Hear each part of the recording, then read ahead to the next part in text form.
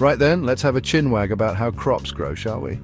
It's not as simple as chucking some seeds in the ground and hoping for the best. First off, we've got temperature. Just like us, plants need a comfy temperature range to thrive. Too cold and they'll sulk, too hot and they'll wilt faster than a lettuce in a heat wave. Next up, water. Essential for life, wouldn't you agree? Too little and our plants will dry up. Too much and their roots will rot like a forgotten potato in the veg rack.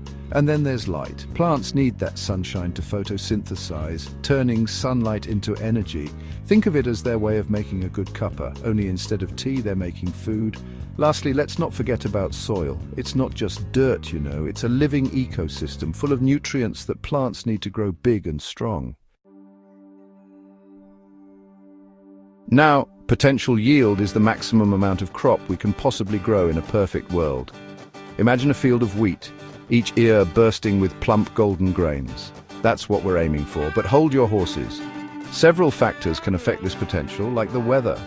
A scorching summer can do a right number on our crops, leaving us with a paltry harvest. And let's not forget about the genetics of the crops themselves. Some varieties are naturally higher yielding than others, bred over generations for their bountiful harvests. Lastly, the soil plays a crucial role. Fertile, well-drained soil is like a Michelin star restaurant for plants, providing all the nutrients they need to reach their full potential. Now then, let's talk about tillage, the way we prepare the soil for planting. In the old days, we used to plow the land, turning over the soil to bury weeds and break up clods. But nowadays, there's a new kid on the block: modern tillage. Zero tillage is like the no-dig gardening of the farming world. Instead of ploughing, we leave the soil undisturbed, letting the previous year's crop residue act as a natural mulch. Then there's minimum tillage, which, as the name suggests, involves minimal disturbance to the soil.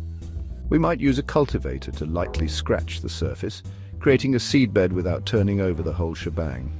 And lastly, we have conservation tillage, a catch-all term for any method that aims to conserve soil health. This could involve anything from reducing the number of passes with a tractor to using cover crops to protect the soil from erosion. Now, let's get down to brass tacks and talk about plant population and planting geometry. In essence, it's about finding the sweet spot for how many plants we can grow in a given area and how they are arranged.